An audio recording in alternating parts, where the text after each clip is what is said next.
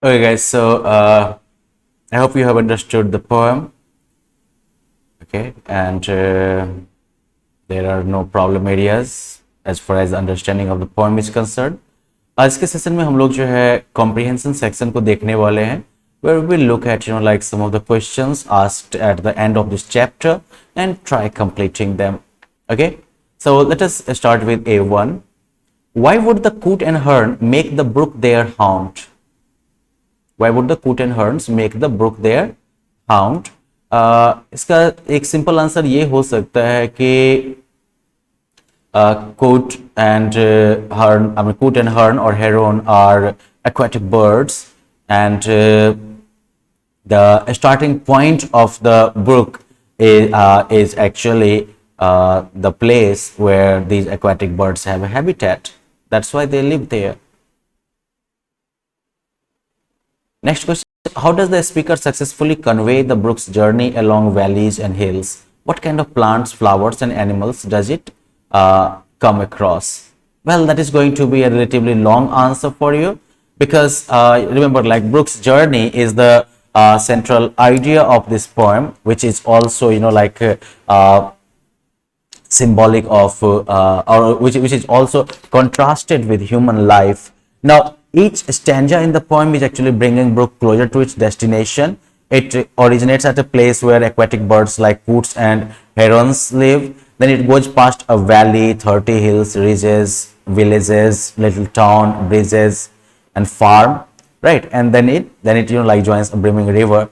As it's like flowing, it comes across like trout and some other fishes. It also comes across some flowers. It also comes across certain plants. So you can talk about all these things while answering this question, second part of this question. How does the speaker describe the different sounds of the water flowing over stones?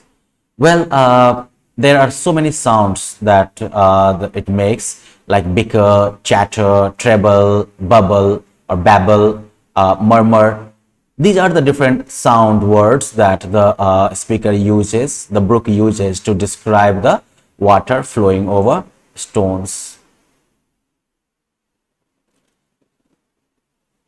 What are some of the things that the brook carries with it as it flows along? What are some of the things? So, well, this has a relatively straightforward answer. The brook, along with it, brook carries carries trouts and grayling, silt, gravel and stone, and flowers like forget-me-nots and some other blossoming flower, right? Other than that, wood chips, foamy flakes, twigs and leaves can also be seen floating on the water.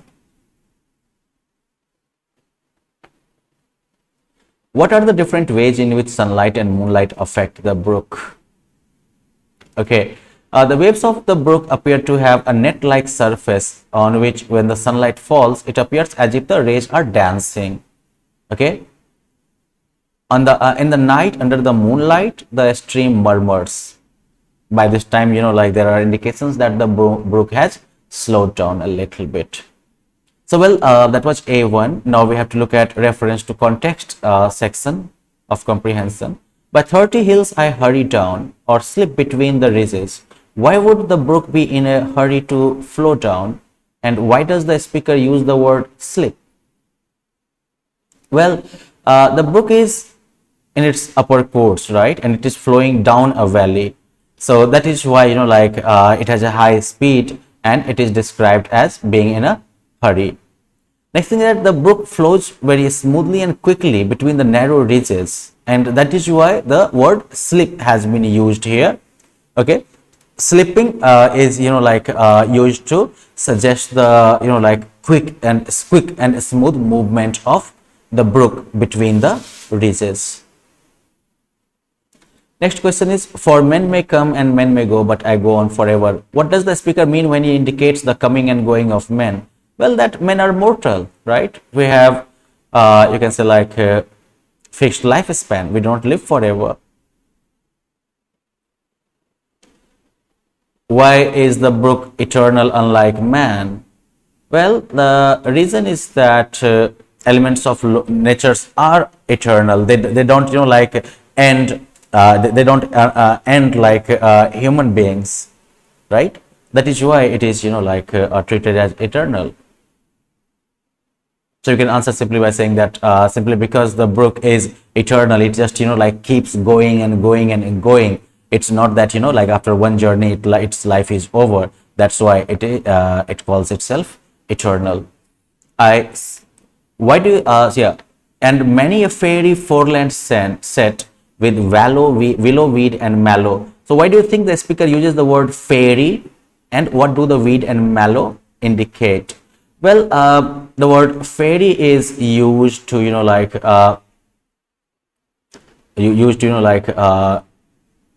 suggest the beautiful landscape of that foreland. Okay, fairy word is used to describe or suggest the beautiful landscape of that place, and it also creates an alliterative effect, right? Fairy, foreland, for sound is repeated. Okay, and weed and mallow actually indicate the vegetation present on that foreland, right? Willow is a kind of shrub, mallow is a herb with a hairy stem and pink or purple flower with disc-shaped fruits. So the existence of these things on the foreland suggests the fertility of this place, right? Which is also helped by the presence of that brook.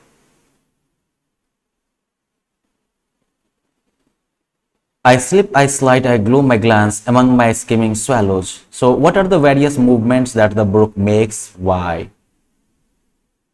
Okay, so let us answer this.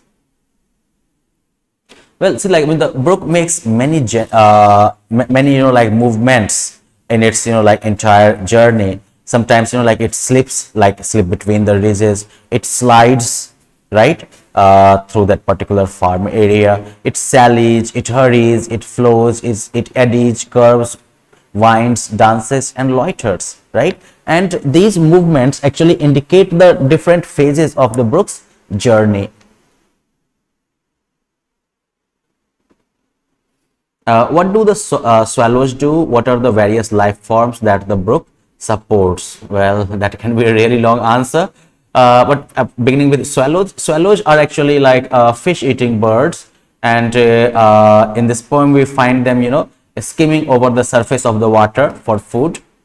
And as far as like the supporting the life forms is concerned, the brook supports many life forms like fishes and flowers and like trees, water birds, and so forth. Okay, so well, that is like A1 and A2 in the comprehension section. Let us like have a separate session for discussion part, and then we will also have a quick look at the vocabulary section there. Okay, so see you in the next lesson. Bye bye.